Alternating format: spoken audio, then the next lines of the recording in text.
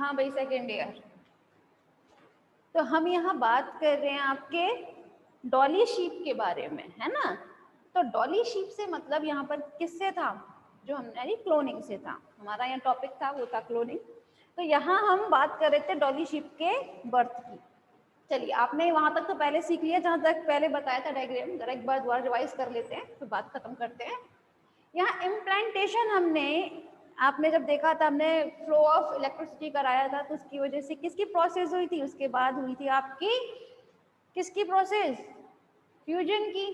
Fusion के बाद में हमने उस सेल का क्या करवाया था, उन्हें क्लीवेज होना स्टार्ट हुआ था और उन सेल को उठा के इम्प्लांटेशन कराया था।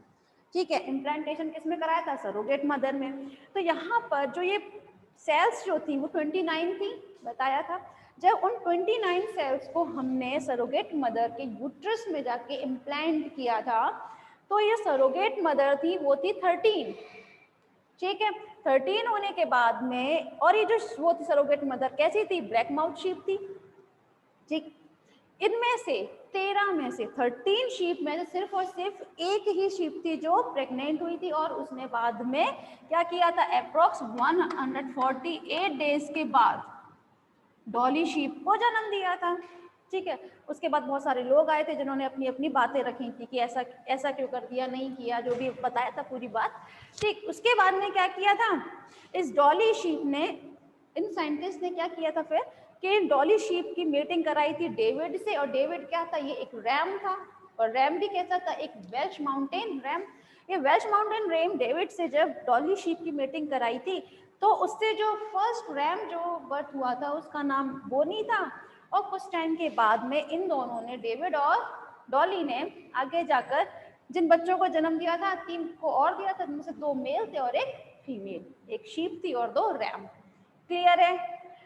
और फिर बाद में 6 साल के बाद इस डॉली शीप की डेथ हो गई थी। ठीक, अब डेथ होने का रीजन भी बता दिया था कि डेथ हुई थी तो आखिर क्यों हुई थी। क्लियर है यहाँ तक सभी को, किसी को कोई परेशानी है तो पूछ सकता है, वरना फिर आगे चलते हैं हम। चलें,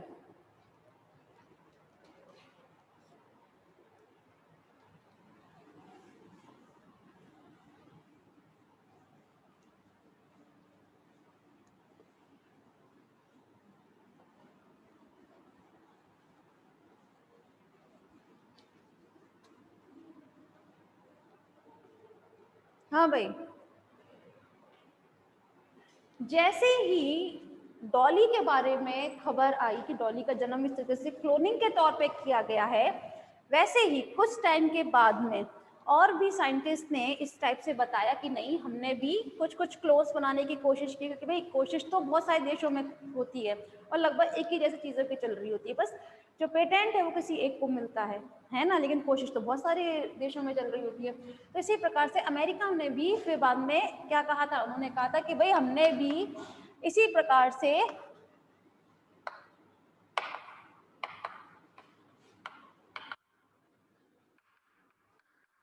जो अमेरिका के साइंटिस्ट थे उन्होंने भी यही कहा था कि हमने भी इसी प्रकार से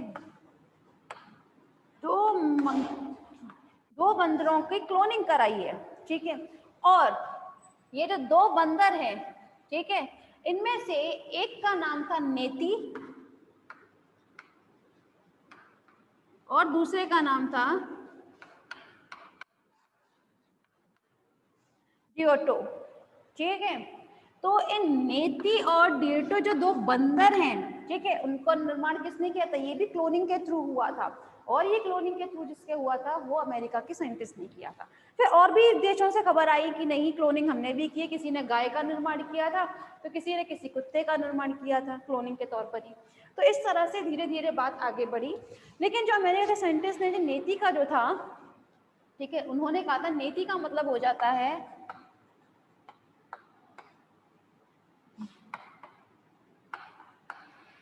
न्यूक्लियर एम्ब्रियो ट्रांसफर इन्फेंट। ठीक है, नेती का मतलब यहाँ पर था न्यूक्लियर एम्ब्रियो ट्रांसफर इन्फेंट। ठीक है, तो उसी से इन्होंने इस बंदर का नाम नेती रखा था कि यहाँ पे नेती मतलब है न्यूक्लियर एम्ब्रियो ट्रांसफर इन्फेंट से। ठीक, तो इस तरह से और भी जगह अपने अपने और काम चल रहे थे और साथ में इन साइंटिस्ट ने भी अलग अलग वो कहा था कि हमने इस चीज का निर्माण किया या हमने इस चीज का। लेकिन डॉली का नाम, आपने मेथी का नाम कभी नहीं सुना होगा, जनरली सुना जाता है तो डॉली शीप के नाम जनरली सुना जाता है। क्यों? क्योंकि ये पहली ऐसी आपकी शीप थी या एक ऐसा एनिमल था जिसकी क्लोनिंग की गई थी। इससे पहले जितनी भी क्लोनिंग होती थी वो जीन बेस्ड पे होती थी। बताया था ना थोड़ी देर पहले जीन क्लोनिंग के बारे में। तो जो क्लोनिंग होती थी वो सिर्फ और सिर्फ सेल्यूलर बेस्ड तक रहती थी, एम्ब्रियोनिक के तौर पर कभी हुई नहीं थी। ये एनिमल की क्लोनिंग की गई थी, इसीलिए डॉली का नाम सबसे ज्यादा आता है। और सबसे पहली बार इसके बारे में पता चला था कि इस टाइप से भी क्लोनिंग हो सकती है। तो बहुत शॉकिंग था लोगों के लिए इसके बारे में जानना थोड़ा। तो इसीलिए डॉली शीप का नाम आप लोगों ने बहुत बार सुना है। क्लियर है यहाँ पर सबको? चलें अब एक काम करते हैं, यहाँ हम लोगों ने क्लोनिंग के बारे में काफी कुछ जान लिया, टाइप्स के बारे में भी आप लोगों ने सुन लिया सॉरी। अब इसमें एक चीज और रह जाती है, वो होती है क्लोनिंग ऑफ एनिमल्स में मैंने आपको 2 टाइप्स बताए थे, रिप्रोडक्टिव एंड थेरेपेटिक। ठीक है, रिप्रोडक्टिव में 2 मेथड बताए थे जो दोनों अब क्लियर हो चुके हैं। एक रह जाता है therapeutic.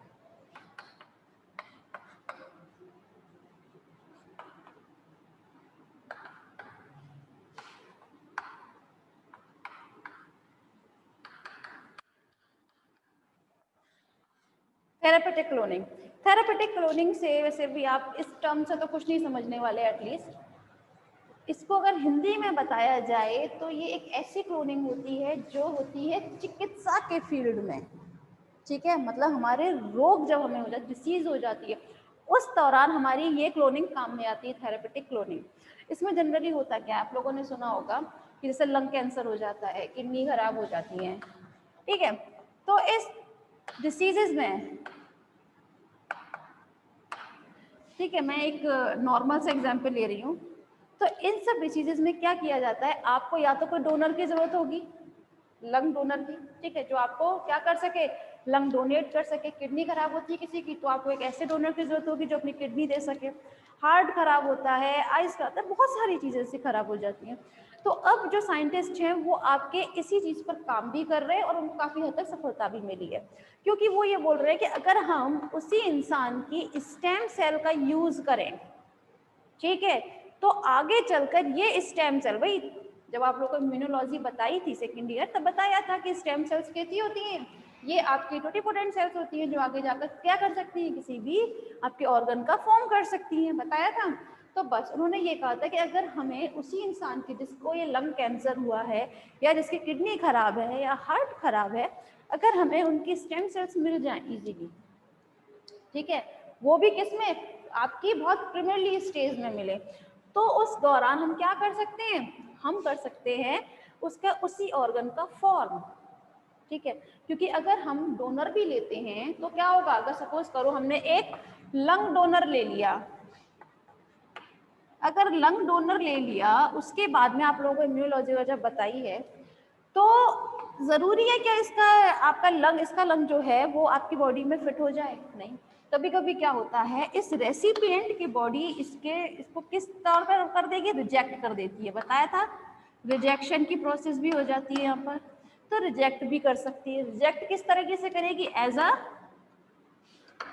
Non self, non self protein के बेस पे इसको रिजेक्ट कर देगी। रिजेक्शन की प्रोसेस तो आप लोगों को बहुत अच्छे से बताई थी एमएचसी वगैरह जब बताया था तब, है ना।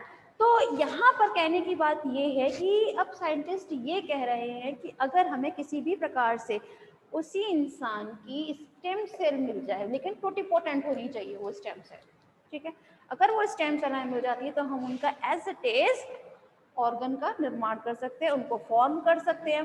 अगर हम बात करें इनके इसकी स्टेम सेल की, तो जनरली आप लोगों ने सुना होगा कि जब बच्चे का जन्म होता है तो उस दौरान जो उसकी प्लीसेंटा होती है, ठीक है, उसको अब साइंटिस्ट रखने लगे हैं, प्लीसेंटा को उठाकर रखने लगे हैं और इसको प्रिजर्व कराया जाता है, बताया भी था शायद आप लोगों को। कि अब इन सब चीज़ों के लिए बैंक बनने लगे हैं टाइम टू टाइम। जो बहुत ज़्यादा पैसे वाले लोग हैं जनरली, वो लोग इस टाइप की बैंक का यूज़ भी करते हैं, क्योंकि इनको रखने के लिए जो सालाना खर्चा आता है वही बहुत आ जाता है। ठीक है, तो बैंक्स में बाकायदा ये सब चीज़, जैसे बच्चे का जन्म होता है तो वो डॉक्टर प्लेसेंटा को कट करके देंगे, आप अपने बैंक में जाइए, वहाँ प्रिजर्व करा दीजिए।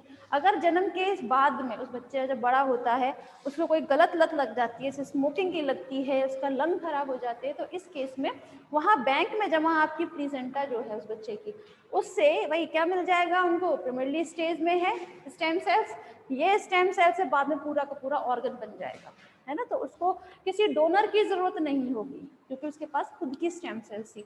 तो इस तरह से हमारे यहाँ पे जो क्लोनिंग की प्रोसेस चल रही है वो आपकी अब इन डिसीजेस के बेस पर चल रही है, ठीक है, जिसमें काफ़ी हद तक साइंटिस्ट को हेल्प तो हुई है, साथ में उनको बहुत सक्सेस भी मिल रही है, मगर पूरी तरीके से नहीं मिली है। क्योंकि अभी हमारे देश की अगर हम बात करें, इंडिया की हम बात करें, तो जनरली डॉक्टर्स प्लेसेंटा को उठाकर नहीं रखते हैं, और रखते भी हैं तो वो क्या काम करते हैं, ये कह देते हैं कि नहीं हम आपकी खराब हो गई, टूट गई, जो भी बोलना चाहें, इनके पास बहुत सारे ऑप्शंस रहते हैं कहने के लिए पेशेंट से।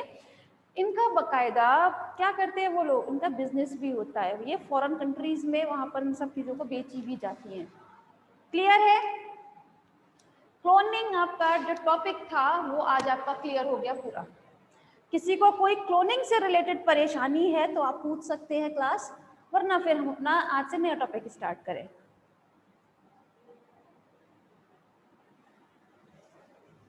बताएं, अब सिर्फ ज़्यादा टाइम भी नहीं है, आप मुझे ये बताएं, ये क्लियर हो गया सभी को? भाई फीडबैक तो दिया करें सेकंड ईयर, क्लियर है ना?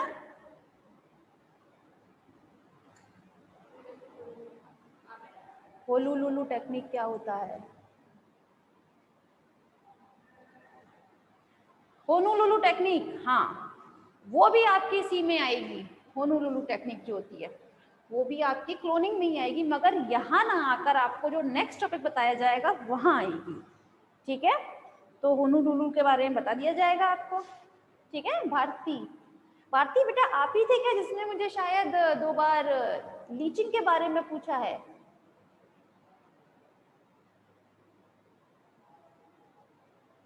मैं बच्चे का नाम भूल जाती हूँ बार बार, हाँ लग रहा था कैसी के बात है। ठीक है भारती, आपके ये सवाल जो है वो मैं अपने ध्यान में रखूंगी और आपको इसका जवाब जरूर दूंगी, ठीक है। तो चलिए फिर एक काम करते हैं, आगे नेक्स्ट टॉपिक स्टार्ट कर लेते हैं, फिर आपकी भी इस चीज का वो मिल जाएगा जवाब धीरे धीरे। चलिए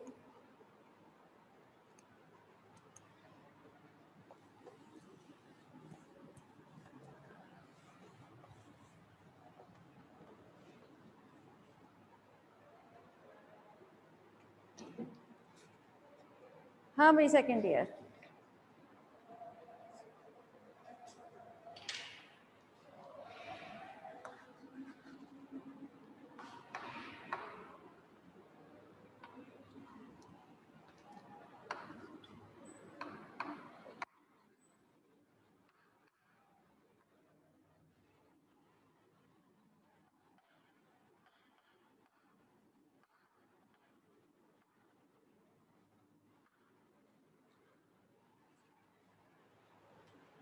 हाँ भाई सेकेंड ईयर। अब जो आपका नया टॉपिक स्टार्ट हुआ है वो है, ये क्या है? हाँ बेटा, ये ह्यूमन गोनेडोट्रोपिन वगैरह इन सब के बारे में बताया जाएगा चैप्टर में। ये नहीं क्या कर रही क्या? अच्छा ओके ओके, ये प्रोजेक्ट के बारे में पूछ रहे हैं आप, ह्यूमन जीनोम प्रोजेक्ट। नहीं बेटा, ये सब चीज़ें एक्चुअली इन सब से काफ़ी चीज़ें हैं ना आपके इस बुक जो पेपर 3 है, इसी काफ़ी सारे टॉपिक्स जो है आपके बॉटनी में भी हैं। मैं आपको इसीलिए बार बता रही हूँ, सारे टॉपिक में क्लियर या नहीं करवाऊंगी, ठीक है। यहाँ पे मोस्टली टॉपिक आपके बॉटनी में कवर होंगे, ठीक है ना, क्योंकि मुझे भी दूसरा पेपर उठाना है आप लोगों का जल्द से जल्द। तो यहाँ पर 2-2 बार आपके पढ़ने से कोई मतलब नहीं है कि मैं भी यहाँ पढ़ाऊँ फिर से। आपको बहुत छोटा सा एग्जाम्पल देती हूँ, थोड़ी देर पहले बताया था मैंने अभी आपका रिकॉम्बिनेंट डीएनए टेक्नोलॉजी, और आपका इसके बारे में चेन पॉलीमरेज चेन रिएक्शन आपकी, और प्रोटोप्लास्ट फ्यूजन, ये सब चीज़ें आपके उसमें भी है बॉटनी में। तो 2-2 जगह पढ़कर आप करेंगे क्या? आपका भी टाइम वेस्ट, हम लोगों का भी, तो इसीलिए अभी आप फिलहाल जितना कराया जा रहा है उतना देख लो, ठीक है। उसके बाद में मैं बकायदा इस चीज़ का वो करूँगी, दोनों में कंपैरिजन करना पड़ेगा ना अभी कि भाई कौन सा टॉपिक उसमें है कि नहीं है।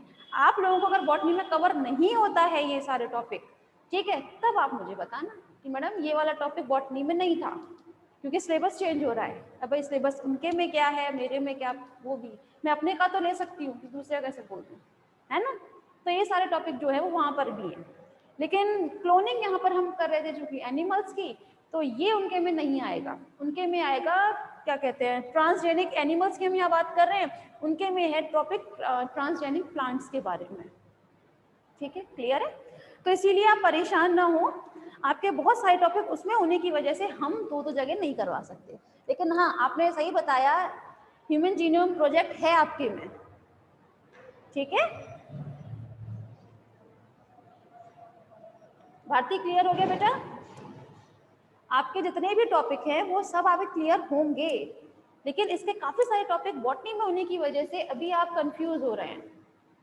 ये सब उनमें भी शायद लास्ट की तरफ ही जाएगा, ठीक है ना। तो आप घबराइए नहीं, अभी एग्जाम नहीं हो रहे इतना जल्दी जब होंगे उससे पहले क्लियर करवा दिए जाएंगे, ठीक। और ह्यूमन जीनोम प्रोजेक्ट जो है वो तो लगभग आपका पूरा का पूरा थ्योरेटिकल है। अगर नहीं भी क्लियर आपको यहाँ करवाया जाता है तो आप उसको इजीली पढ़कर भी कर सकते हो, है ना। तो थ्योरेटिकल तो आप इजीली खुद भी कर सकते हो, फाइनल ईयर के सॉरी सेकेंड ईयर में हो तो आप लोग, ठीक है। लेकिन फिर भी चलो अच्छी बात है भाई, आप पूछते तो रहते हो, अच्छा लगा। अच्छा पहले मुझे ये बताओ, आपके पास क्या नोट्स वगैरह हैं क्या पहले से, जो आप इतना क्वेश्चन करते हो? मुझे तो पता भी नहीं है भाई, और बच्चों के तो इस टाइप के आते भी नहीं मेरे पास। हाँ,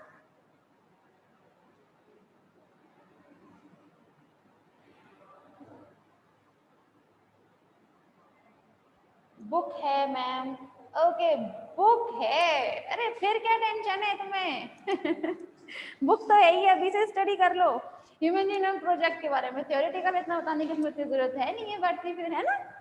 फिर भी परेशानी होती है तो फिर तो हम हैं, फिर तो हम बताएंगे ही आपको, ठीक है। टेंशन नहीं लेना बिल्कुल भी। चलें एक काम करते हैं ना, फिर आज कराऊं, छुट्टी तो हो गई यार, हाँ करा दूँ ना, ठीक है। तो एक काम करते हैं बेटा, आज की क्लास का ये टॉपिक हमने स्टार्ट लिखा जरूर था, नहीं हो पाया, कल से कराते हैं ट्रांसजेनिक एनिमल्स के बारे में, ठीक है। क्लोनिंग जैसा ही है काफी हद तक, आज की वीडियो इतना ही बहुत है।